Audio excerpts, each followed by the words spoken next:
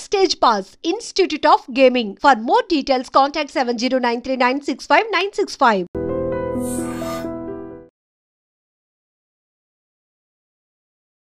నమస్కారం, welcome to I dream. ధర్మ మార్గం విత్ విజిత కార్యక్రమానికి స్వాగతం.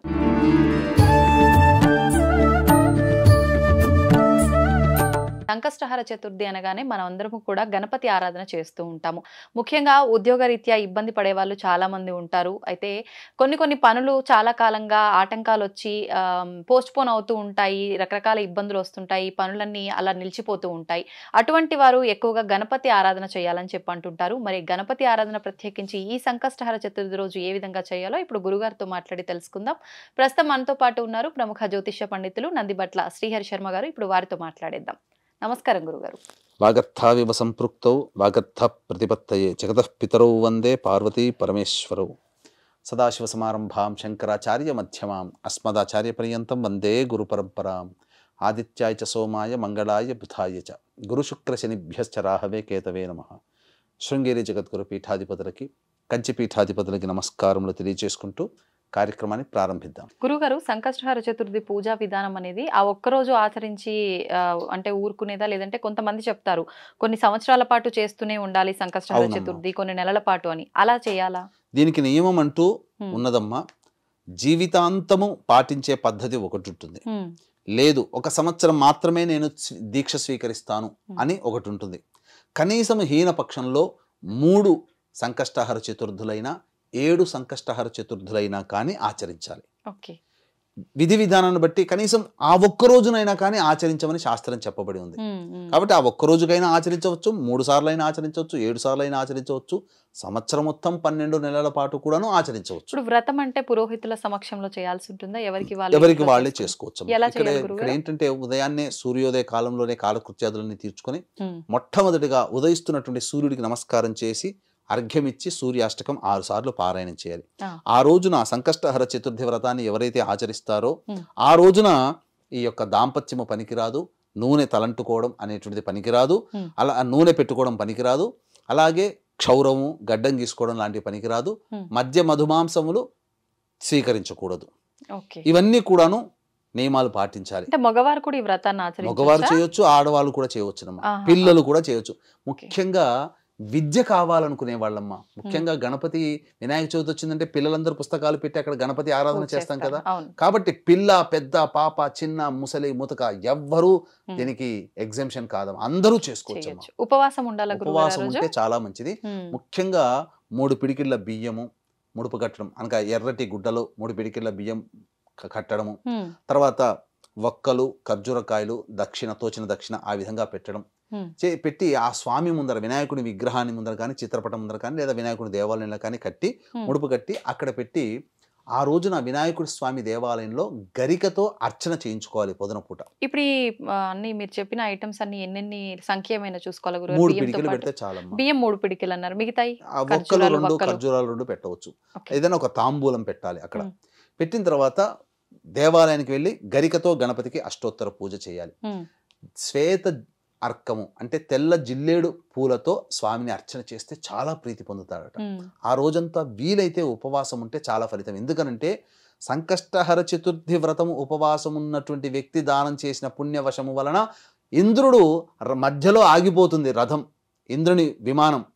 సంకష్టహర చతుర్థి వ్రతం ఆచరించినటువంటి వాళ్ళ యొక్క పుణ్యఫలాన్ని ఇస్తే ఆ విమానం కదులుతుంది అనంటే ఎవ్వరూ దొరకరు. కానీ చనిపోయినటువంటి ఒక మృత కళేబరం అంతకు ముందు రోజు తెలియకుండానే ఉపవాసం ఉంటుంది ఆ స్త్రీమూర్తి. ఆ మనిషి చనిపోయిన తర్వాత ఇవ్వలేదు కదా, ధారదత్తం చేయలేరు కదా, కానీ ఆ స్త్రీమూర్తి శరీరముని అంటి వెళ్ళినటువంటి గాలి ఆ విమానాన్ని తాకి ఆ గాలి వల్లనే విమానం కదిలిందట. అంటే సంకష్టహర చతుర్థి వ్రతాన్ని ఆచరించిన వ్యక్తి యొక్క గాలి సోకినా పుణ్యమైపోతుందని అక్కడ అర్థం. అంటే ఇంకా చేసిన వాళ్ళకి ఇంకెంత పుణ్యం వస్తుందో. గాలి సోకితేనే పక్కది ఉన్నటువంటి పని మొదలవుతుందనంటే ఇక ఆగిపోయిన పనులు ఉన్నటువంటి వాళ్ళందరూ కూడా చక్కగా ఈ యొక్క వ్రతాన్ని ఆచరిస్తే వాళ్ళ పనులన్నీ కూడా శీఘ్రంగా నెరవేరుతాయి. ముఖ్యంగా చెప్పాలంటే ఉద్యోగం, నేను ఎన్నో ప్రయత్నాలు నేను చూశానమ్మా, నా జీవితంలో ఎంతో మందికి చేయించాను. లక్ష్మీ గణపతి యొక్క మూలమంత్ర ఉపాసన చేసి ఆ ఫలితాన్ని ధారపోస్తే వాళ్ళకందరికీ ఉద్యోగాలు దొరికిన సందర్భాలు ఉన్నాయి. రాని బాకీలు వసూలైన, ధనప్రాప్తి కలిగిన సందర్భాలున్నాయి. ఆటంకాలైనవన్నీ పనులన్నీ కూడాను శీఘ్రంగా కదిలినటువంటి సందర్భాలున్నాయి. ఇంకా జాబు రాదేమో, మనం విదేశాల నుంచి ఇంటికి రావాల్సిందే అని భయపడిన వాళ్ళు కూడా ఉద్యోగం లభించిన సందర్భాలున్నాయి. కాబట్టి ఈ వ్రతాన్ని ఆ విధంగా సాయంత్రం వరకు కూడా ఆచరించి ప్రదోషకాల సమయానికి మళ్ళీ గణపతి దేవాలయానికి చేరుకొని అర్చనాది కార్యక్రమాలు జరిపించుకొని నక్షత్ర దర్శనం చేసి ఇంటికి రావచ్చు. భోజనం రాత్రి ఉంటే ఉపవాసం, పాలు పండ్లు ఇతరత్ర పదార్థాలు తీసుకోవచ్చు. ఆ రోజంతా ఉపవాసం ఉండి తెల్లవారి వినాయకుడిని మళ్ళీ అర్చించి భోజనం చేయవచ్చు, లేదు రాత్రి భోజనం చేయవచ్చు.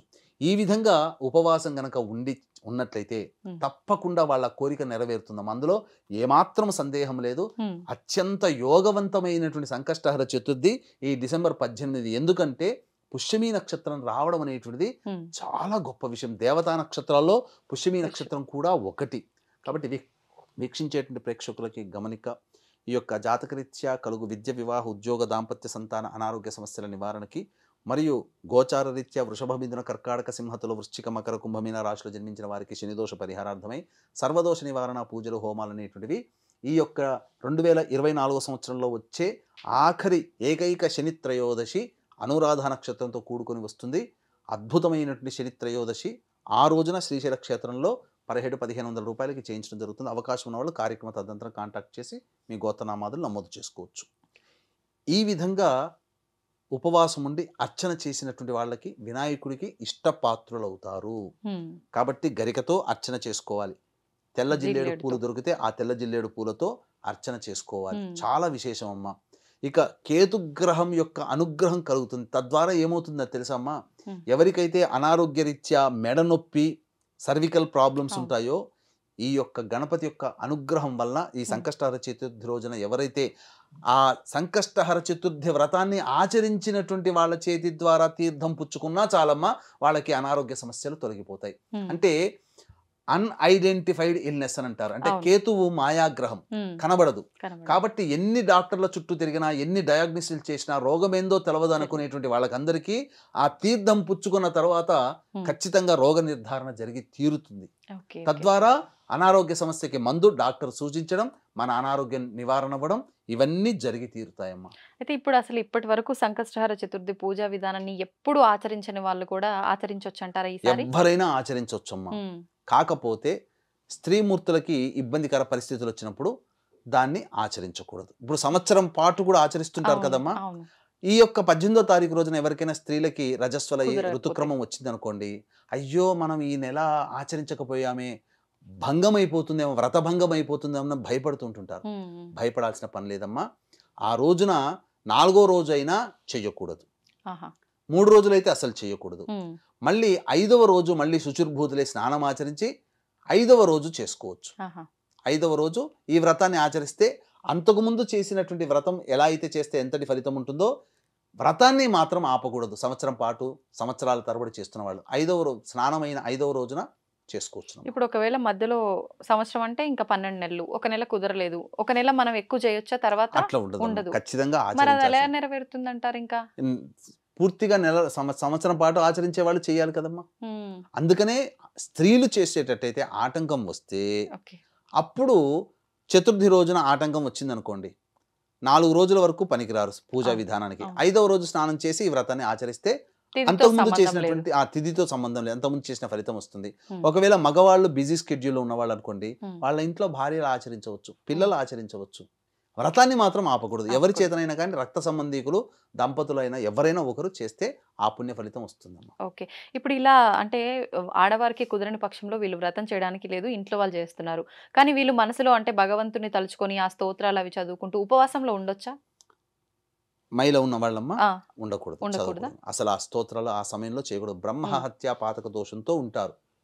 ఎందుకంటే ఇంద్రుడికి కలిగినటువంటి బ్రహ్మహత్య పాతక దోషాన్ని భూమి, వృక్షములు, స్త్రీలు వీళ్ళందరూ కూడా సమభాగంగా పంచుకున్నారట, సముద్రము. అందుకనే సముద్ర స్నానం ఎప్పుడు పనికిరాదు. భూమి పంచుకోవడం వల్ల భూమి ఎటువంటి వరాన్ని పొందింది, నువ్వు ఎంత లోతుకు తవ్వు, 1 సంవత్సరం 2 సంవత్సరాల తర్వాత మళ్ళీ అది పూడ్చుకుపోతుంది. వృక్షాలను నువ్వు ఎంతగా కొట్టే వేసేయి మళ్ళీ చిగురిస్తుంది. స్త్రీలు ఈ బ్రహ్మహత్యా పాతకాన్ని తీసుకోవడం ద్వారా ఎంతటి పవిత్రులయ్యారంటే ప్రతి నెల పవిత్రమూర్తులే వాళ్ళు.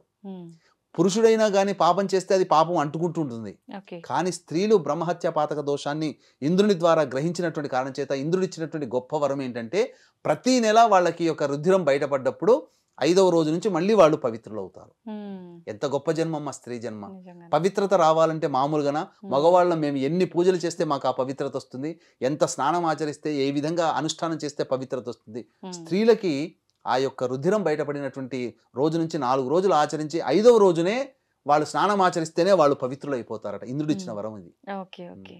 దీన్ని చాలా మంది ఆక్షేపించుకుంటారు. మేము 3 రోజులు మేము దూరంగా ఉండాలా, మమ్మల్ని వెలివేస్తారా, ఇలా ఆక్షేపణ చేసేటువంటి వ్యక్తులు కూడా ఉంటారు. రెస్ట్ తీసుకోమని చెప్పారమ్మా. ఇంతకంటే గొప్ప సౌహార్ద్రమైనటువంటి ఈ పద్ధతులు మన ధర్మంలోనే ఉన్నాయి తప్ప ఇతర ధర్మాల్లో లేవు కదా.